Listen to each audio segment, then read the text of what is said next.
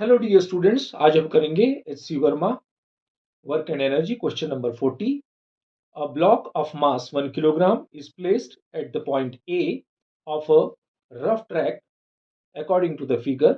If slightly pushed towards right, it stops at the point B of the track. Calculate the work done by the frictional force on the block during its transit from A to B. ये question बहुत ही simple है. इसमें क्या कहा है, यहाँ पर certain या हाइट 1 मीटर की हाइट पर एक ब्लॉक है 1 किलोग्राम का. ये स्लीप होता है और यहाँ आकर रुकता है. अब क्यों रुकता है, इसमें कहा है कि फ्रिक्शनल फोर्स लगा है, इसकी वजह से उसको जो एनर्जी है उसका लॉस हो रहा है और आखिरी में जाकर यहाँ रुक जाता है. अब हमें फ्रिक्शनल फोर्स काउंट करना है. हमें कुछ म्यू वगैरह कुछ नहीं दिया हुआ है, तो अब अपने क्या करना है. अब आप यहाँ देख रहे हो कि यहाँ की पोटेंशियल एनर्जी mgh2 और यहाँ की mgh1. यहाँ की हाइट 1 मीटर है और यहाँ की हाइट जो है 0.8 मीटर है. तो इसकी जो पोटेंशियल का एनर्जी का जो डिफरेंस आएगा वो कौन सा होगा, वो आपका वर्क डन हो जाएगा. और वो जो चेंज है वो चेंज किस में आ जाएगा, ये चेंज जो है ये वर्क डन आपका फ्रिक्शनल वर्क डन कहलाएगा. तो हम देखते हैं सबसे पहले पोजीशन, फाइनल पोजीशन कौन सी है आपकी mgh2 और इनिशियल कंडीशन कौन सी है mgh1.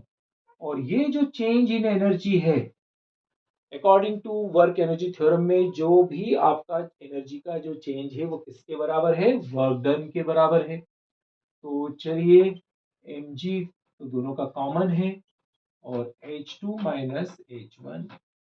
m कितना है 1 किलोग्राम का और g हम 10 ले लेते हैं और h2 हाउ मच 0.8 और h1 कितना है 1 मीटर का. तो क्योंकि फाइनल पोजीशन फाइनल हाइट अपनी 0.8 है तो ये कितना हो जाएगा 1 इंटू 10 और ये हो जाएगा 0.2 माइनस में. तो ये कितना हो गया आपका, मल्टीप्लाई करेंगे तो 2 जूल नेगेटिव. तो इसका मतलब ये आपका नेगेटिव वर्क डन मतलब -2 हो गया, मतलब एनर्जी का लॉस हो गया. और यही आपका फ्रिक्शनल इसमें आपका लगेगा, ये आपकी फ्रिक्शनल एनर्जी, आपका जो वर्क डन लगेगा वो आपका फ्रिक्शनल लगेगा. चलिए अब next question 41. A block of mass 5 kg is suspended from the end of a vertical spring which is stretched by 10 centimeter under the load of the block. The block is given a sharp impulse from below so that it acquires an upward speed of 2 meter per second. How high will it rise? यहाँ पर अपने को g 10 metre पर second square का लेना है. तो चलिए इस क्वेश्चन में क्या कहा है वो हम समझते हैं. और एक बात हमेशा ध्यान रखिए कि जब भी आप कोई भी क्वेश्चन सॉल्व करते हैं तो सबसे पहले एक बार दो बार उसकी रीडिंग लगाना बहुत जरूरी है. क्योंकि एक दो बार जब रीडिंग लगाएंगे तो अपने आप अपने को पता चल जाएगा कि कौन कौन सी स्टेप्स अपने को इसमें लगेगी, कौन कौन सी चीजें अपने को रिक्वायर्ड है. अब जैसे यहाँ पर देखिए ये स्प्रिंग है. इस स्प्रिंग को हमने स्प्रिंग पर क्या किया, हमने इस स्प्रिंग पर एक 5 केजी का एक ब्लॉक इस पर हैंग कर दिया, लटका दिया. अब इसमें लटकाने पर इसमें स्प्रिंग क्या हो जाएगी, इलोंगेट हो जाएगी. ये इलोंगेशन दे रखा है 10 सेंटीमीटर का. अब 10 सेंटीमीटर के इलोंगेशन के बाद इसमें क्या किया, ये स्टेबल हो गई. स्टेबल होने के बाद फिर हमने इसको जर्क लगवाया.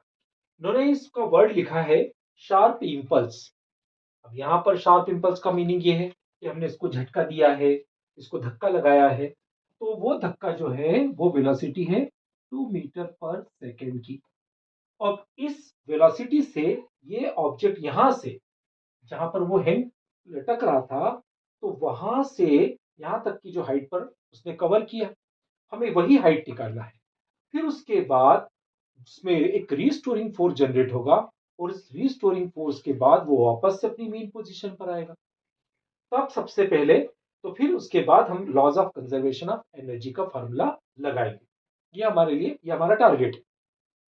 लेकिन उसके पहले हमें स्प्रिंग कांस्टेंट नहीं दे रखा है, तो अब उसके लिए क्या करना, अगर बॉडी रेस्ट में है तो बॉडी का वेट नीचे की तरफ लगेगा और इसमें इलोंगेशन हुआ है तो ऑब्वियसली इसमें रिस्टोरिंग फोर्स भी जनरेट होगा, और रिस्टोरिंग फोर्स होता है minus F equal to minus K x.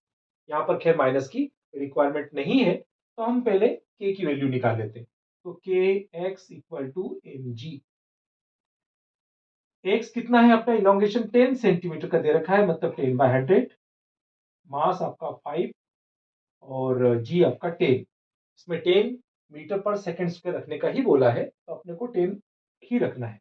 या 10 से 10 कैंसिल, और ये 100 का इंटू 500 से किया तो न्यूटन मीटर। तो ये तो हो गया आपका के। अब अब इसमें क्या करना है, अब अपने पास एनर्जी, तो इसमें कौन सी एनर्जी स्टोर थी, इसमें थी काइनेटिक एनर्जी, जिसकी स्पीड से 2 मीटर पर सेकंड से इसको हमने ऊपर पहुंचाया है। दूसरी, इसके अंदर स्प्रिंग की वेलोसिटी, स्प्रिंग की भी एनर्जी है, तो स्प्रिंग की एनर्जी का फार्मूला क्या होता है, हाफ के एक्स स्क्वायर।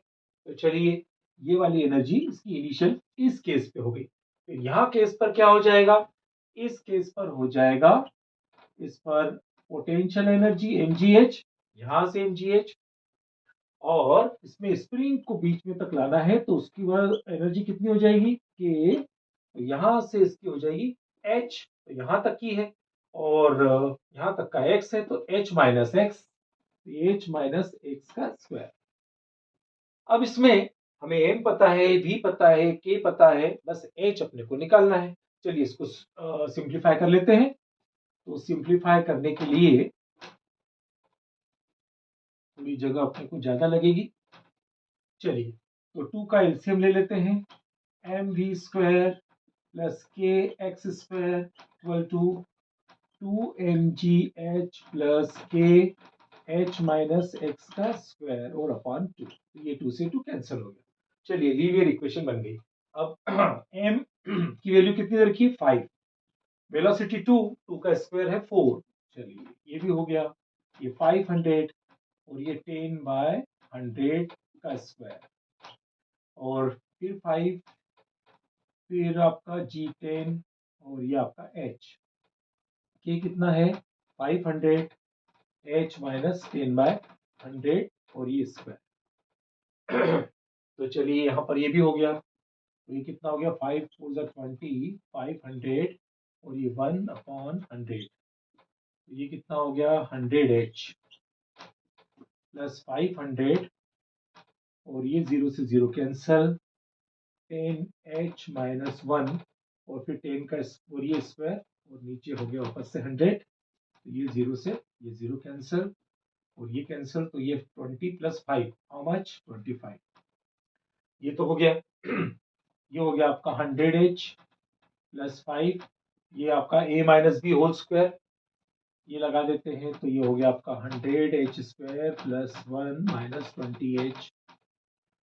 तो ये कितना हो गया, 5 का into 500H square plus 500H minus का, ये और ये कैंसल आउट हो गया। ये 5 को हमने ट्रांसपोज किया, 25 में से 5 माइनस हुए 20, और ये कितना हुआ 500H स्क्वायर, तो ये कितना हुआ 1/25। H square means H equal to 1/5 meter, तो इसको सेंटीमीटर में कन्वर्ट करना है, तो 100 से इंटू कर दिया, ये आपका आ गया H equal to 20 centimeter. I hope so आपको सवाल समझ में आ गया होगा। इसी प्रकार अगले क्वेश्चन की लिंक के लिए बेल आइकन को प्रेस करें, शेयर करें, सब्सक्राइब करें। Thank you.